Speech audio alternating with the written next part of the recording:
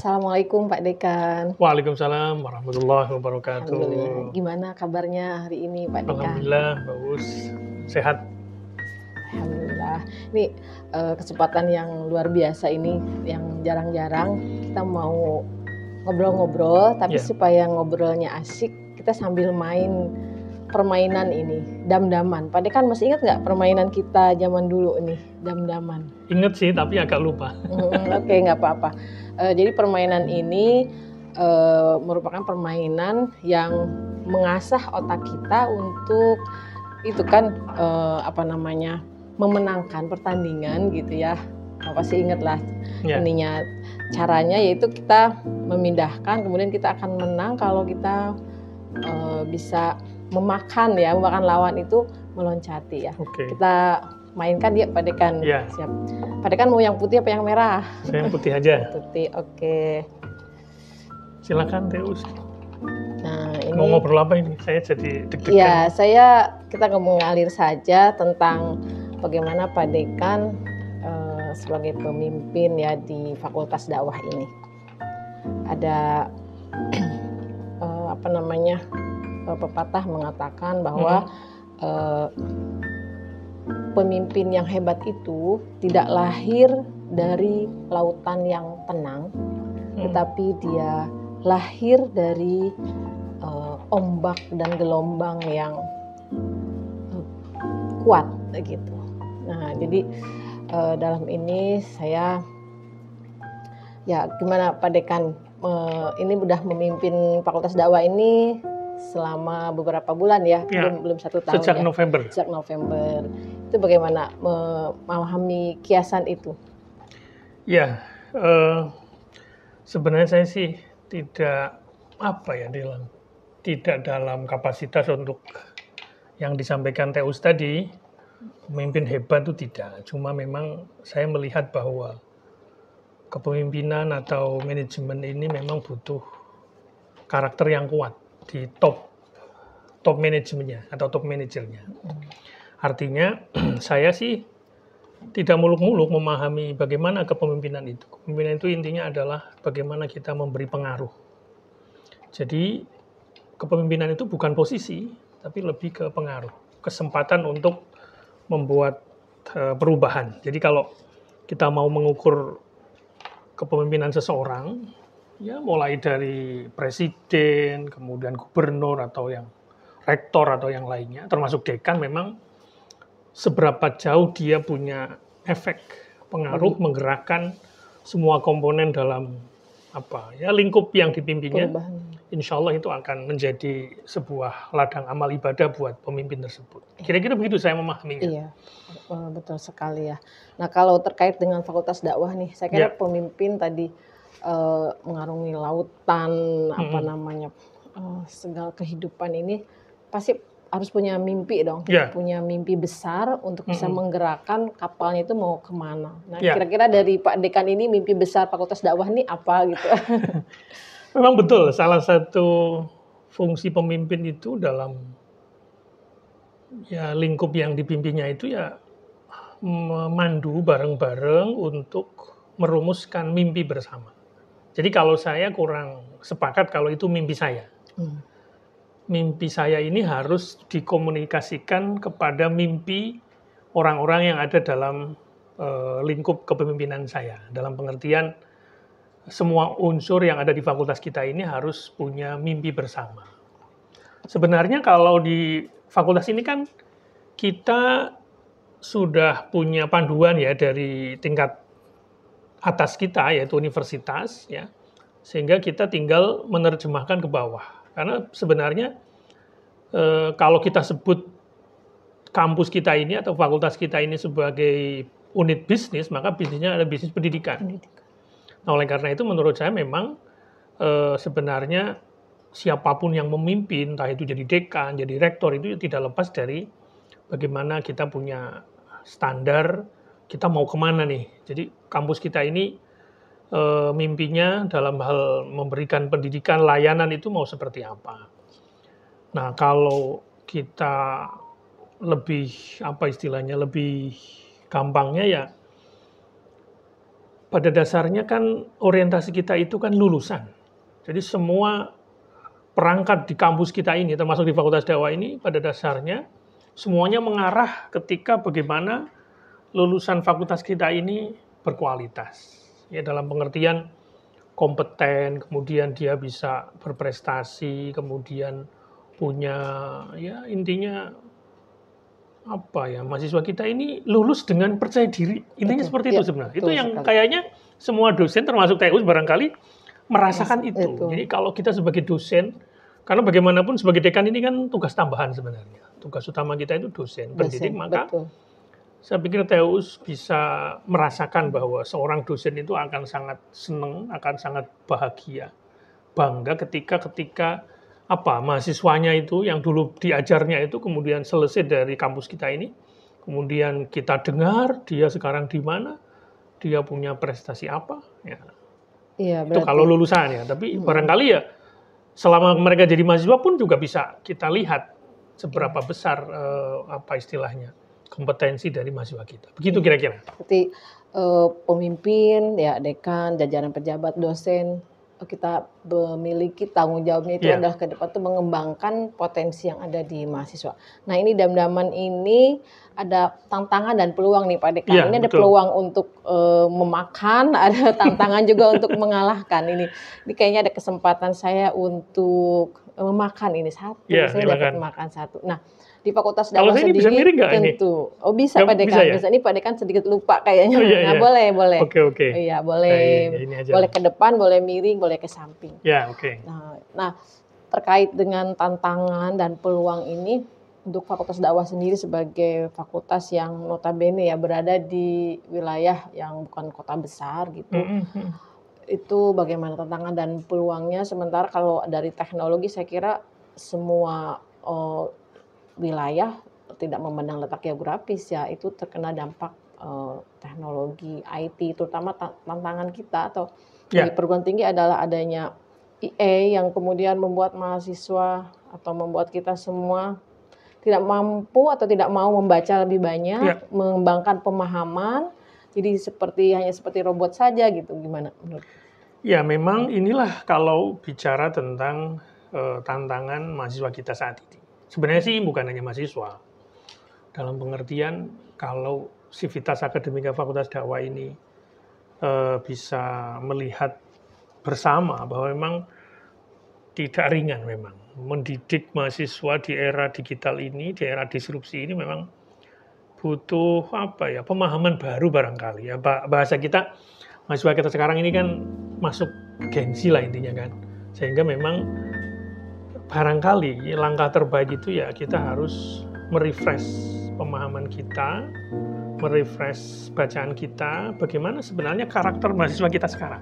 Ini menurut saya tantangan terbesar. Karakter ya. Bagi semua dosen. Kira-kira mereka ini perlu sentuhan apa? Ini kayaknya hampir semua kampus mengalami problem ini. Daripada kita sama-sama mengeluh ya. Mahasiswa sekarang kok kayak gini ya. Katanya suka mengeluh, mentalnya nggak kuat, apalagi Deus mungkin. Iya, betul. Kurang baca. Kalau lihat buku aja, ini kok bukunya tebal amat misalnya. Ya barangkali inilah tantangannya. Tapi menurut saya kok setiap zaman itu memang punya karakteristik, tantangannya sendiri, sehingga ini menjadi ladang bahasa kita ya challenge. Tantangan yang kalau kita bisa menemukan, kira-kira gimana tuh sebaiknya tuh. Ini yang barangkali memang hari-hari ini menjadi pikiran saya juga, mungkin Tayo juga mikir seperti itu. Bagaimana cara menyentuh hati mereka, motivasi mereka. Insya Allah. Jadi kita itu mendidik mahasiswa itu seperti bukan membentuk, Mbak. Bukan membentuk. Tapi lebih menumbuhkan. Mereka itu ibarat benih tanaman, itu sudah punya istilahnya, sudah punya modal. Ya, sudah punya modal, sudah punya kecerdasan gitu. Ya tentu kita nggak bisa menyamaratakan kemampuan mahasiswa. Tapi sebenarnya kalau berdasarkan pengalaman bertahun-tahun, hampir 24 tahun saya di kampus kita ini, dari sejak Stein, Yayan sampai UIN. Rasa-rasanya memang bahasa kita ya. Ya kalau kita bisa berinteraksi dengan mereka, memahami bahasa mereka, mau mendengarkan, insya Allah nanti ketemu nih jalannya, bahwa sebenarnya input dari mahasiswa kita ini ya rata-rata lah menurut saya. Meskipun sebagian besar mungkin dari desa, tapi mereka sebenarnya punya potensi yang sangat barangkali selama ini kurang kita pahami. Maka salah satu caranya, Teus, mulailah dari mindset bahwa mahasiswa kita ini hebat sebenarnya. Jadi kalau kita ngajar itu jangan mikir, alah mahasiswanya kok gini. Mungkin kadang-kadang ada juga sih perasaan itu, kadang-kadang kok sekarang begini ya. Nah itu jangan kemudian diperturutkan itu. Rubahlah mindset kita bahwa ini mereka manusia, mereka punya potensi, tinggal kita bagaimana intinya ya mendengarkan dulu, kemudian connect dengan mereka. Insya Allah nanti ketemu. Mungkin setiap orang butuh pendekatan yang berbeda. Nah ini barangkali yang tugas saya yang menurut saya sangat berat memang, mengajak kita semua, dosen terutama, ya, didukung oleh tenaga kependidikan. Bahkan saya bisa pastikan bahwa kita akan mengajak alumni untuk bisa berkontribusi supaya bisa berproses dengan mahasiswa kita ini. Sehingga mereka nanti ibaratnya ibarat mesin itu atau mobil itu sudah ada mesinnya, jalan sendiri sebenarnya. Tinggal kita motivasi. Nah, kalau mereka sudah menemukan kemauan untuk berprestasi, kemauan untuk mengembangkan diri, kita tinggal ibaratnya mendorong saja. Tidak kemudian harus kita yang aktif ya. Kalau saya amati begitu. Jadi mahasiswa kita itu yang baik yang semester nanti 1 misalnya, atau yang sekarang semester 3, 5, insya Allah mereka punya potensi. Dan kita sudah membuktikan bahwa mahasiswa itu kadang-kadang yang selama ini nggak ngerti, atau kita nggak ngerti bahwa dia itu aktivitasnya apa, tapi begitu ngobrol, ternyata kamu hebat di sini ya. Nah, barangkali itu Teh. Jadi kita perlu bareng-bareng cara pandang ya. Memiliki cara pandang terhadap mereka dan membantu mereka untuk bisa melejitkan potensi mereka di masa yang akan datang. Itulah PR terbesar bagi kita semua. Nah, barangkali itu menurut saya hal-hal yang menjadi, saya tidak mengatakan visi saya, tapi saya pikir visi yang kemudian kita rumuskan. Nah, kita tularkan bareng-bareng begitu. Awalnya dari Pak Dekan selaku pemimpin, kemudian ditularkan menjadi visi fakultas ya. Saya jadi teringat dengan kata-kata dari Winston Churchill ya, Presiden Amerika, bahwa kepemimpinan atau pemimpin itu ketika dia belum menjadi pemimpin adalah tentang proses mengembangkan diri. Tapi ketika dia sudah menjadi pemimpin, itu adalah proses bagaimana menumbuhkan orang lain untuk menjadi lebih baik. Itu Masya Allah. Jadi kita dalam konteks ini kita merubah cara pandang kita terhadap mahasiswa gitu ya. Mahasiswa kita adalah makhluk Allah yang punya potensi, yang kalau kita gali, kita dorong, pasti mereka akan menjadi orang yang berbeda dari sebelumnya. Kita berharap seperti itu. Nah, ini sekarang tagline Fakultas Dakwah ini apa nih Pak Dekan? Jadi untuk visi misi tadi ya, visi tadi mungkin ada tagline-nya nih. Kalau yang sudah beredar itu tagline-nya adalah Fakultas Dakwah Bersinar. Nah, itu apa makna dari Fakultas Dakwah Bersinar nih, teman-teman? Bukan bersinar. Makna Fakultas Dakwah menyala. Oh iya, menyala. Itu maknanya apa? Ya, memang ini awalnya itu dengan seiring pertama di tingkat dekanat ya, kemudian jurusan, kemudian kita juga punya kedatangan teman-teman yang lain, entah itu kaba, kemudian rolling itu mutasi gitu ya, rolling dari perputaran tendik di kampus kita ini, kita butuh semangat baru memang. Nah itu kebetulan kemarin saya diminta oleh Pak Kabak, kira-kira apa nih untuk menyemangati kita semua. Nah saya kemudian karena terinspirasi kata-kata yang sering trending, viral, anak-anak muda sekarang, yaitu kata menyala. Itu spontan aja, jadi apa bahasanya? Kita kan butuh istilah yang akrab, sederhana, nggak usah terlalu muluk-muluk, tapi dalam maknanya. Betul. Nah, kenapa saya memilih kata menyala? Menyala itu intinya sebenarnya bagaimana kita mengembang, apa ya istilahnya? Ya kadang-kadang kita sebagai manusia kan suka redup ya semangatnya, suka nggak semangat, suka tidak pingin berkembang, tidak pingin pesimis mungkin ya kadang-kadang gitu. Nah, karena istilah menyala ini memang kelihatannya tepat ya.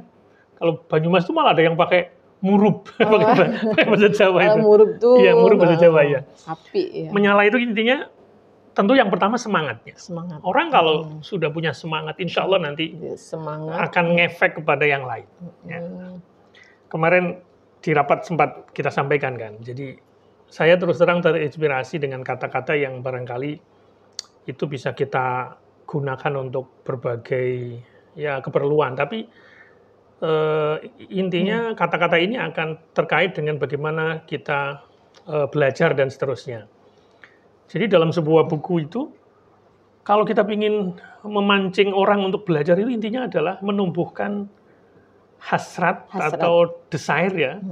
Mungkin kita, mohon maaf ya, kalau mendengar kata ini kelihatannya lebih ke urusan negatif, ya. Nafsu ya. Tapi kita bisa maknai bahwa hidup ini ya perlu semangat, perlu hasrat, semangat untuk menggapai mimpi, semangat untuk mencapai prestasi, semangat untuk bekerja dan seterusnya. Nah, kalau orang sudah semangat, sudah punya desire, punya hasrat untuk berubah, berkembang, dan seterusnya, untuk tidak terlalu terpukau dengan zona nyamannya, udahlah kayak gini-gini aja, nggak usah macem-macem. Nah, mungkin kadang-kadang ada orang begitu. Akhirnya begini-begini aja. Nah, itu harus dinyalakan, supaya tidak seperti itu. Nah, kalau orang sudah punya semangat, menyala semangatnya, pasti insya Allah nanti bekerjanya juga semangat. Jadi bekerjanya, kinerjanya dia akan menyala juga. Dan nanti goal-nya, ending-nya itu adalah bagaimana dia menghasilkan sebuah perubahan, prestasi individu, prestasi kolektif, prestasi bersama, sehingga fakultas kita ini juga akan diperhitungkan. Ya, tentu kita tidak boleh puas, dan bukan juga kita tidak bersyukur dengan capaian yang sudah kita capai. Ya, kita bersyukur dengan apa yang sudah dicapai oleh mungkin kita harus hormat ya dekan sebelumnya, ada Prof. Basit, ada Pak Zainal sebelumnya. Tapi tentu saja kita harus melanjutkan itu dengan target baru, dengan prestasi baru, di mana memang ini sangat dibutuhkan di zaman sekarang. Begitu. Ya, berarti menyala itu semangat ya dari semangat dan hasrat tadi untuk meraih mimpi. Ya. Ada kata-kata mengatakan kita harus punya mimpi untuk meraih matahari atau meraih angkasa, karena ketika kita tuh jatuh atau gagal kita akan pernah dengar bersama bintang-bintang. Bung Karno itu ya. Kalau nggak salah Bung Karno tuh, kalau mimpi itu sampai setinggi langit, biar jatuhnya itu di atas bintang-bintang. Kira-kira begitu. Betul. Alhamdulillah, terima kasih nih Pak Dekan atas kesempatan waktunya bermain bersama. Ini dam-daman, nanti kita lanjutkan lagi dam-damannya, dan belum selesai, ini belum ketahuan ini peluang dan tantangannya masih kita harus hadapi. Terima kasih Pak Dekan, sekali lagi sehat selalu dan semangat selalu Fakultas Dakwah menyala. Terima kasih. Terima kasih.